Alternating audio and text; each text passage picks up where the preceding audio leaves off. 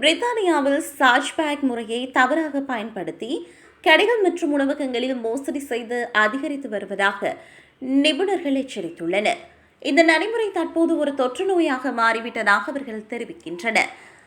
சார்ஜ்பேக் என்பது நுகர்வோர் ஏமாற்றப்பட்டதாகவோ அல்லது பொருள் சேவை குறைபாடாகவோ இருந்தால் வங்கியின் மூலம் பணத்தை மீட்டெடுக்க உதவும் பாதுகாப்பு நடைமுறையாகும்.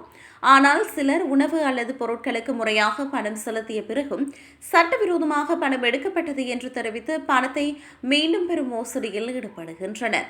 ஆராய்ச்சி நிறுவனமான டத்தோஸ் இன்சைட்ஸ் கணிப்பின்படி இந்த ஆண்டு உலகளவில் 281 மில்லியன் சார்ஜ்பேக் கோரிக்கைகள் வரலாம் என்றும் அவற்றில் சுமார் 70% வரை மோசடி தொடர்புடையவையாக இருக்கக்கூடும் என்றும் மதிப்பிடப்பட்டுள்ளது.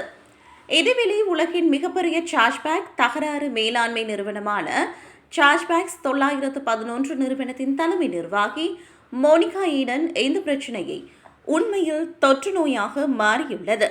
சிறு வணிகங்களுக்கும் தொழில் முனைவோருக்கும் இது கடுமையான பாதிப்பை ஏற்படுத்துகிறது என தெரிவித்துள்ளார். லண்டன் சோஹோவில் உள்ள தனது உணவகத்தை குறிவைத்து கடந்த ஆண்டு பணத்தை இழந்ததாக உணவக உரிமையாளர் நிமா சஃபாயி கூறுகிறார். இது தொடர்ந்தால் நாங்கள் நீடிக்க முடியாது என அவர் கவலை வெளியிட்டார். வணிக அமைப்புகள் சார்ஜ்பேக் முறையை பாதுகாப்பாக வைத்துக் கொள்ளும் வகையில் வங்கிகள் மற்றும் அரசாங்கம் இணைந்து நடவடிக்கை எடுக்க வேண்டும் என்று வலியுறுத்துகின்றன.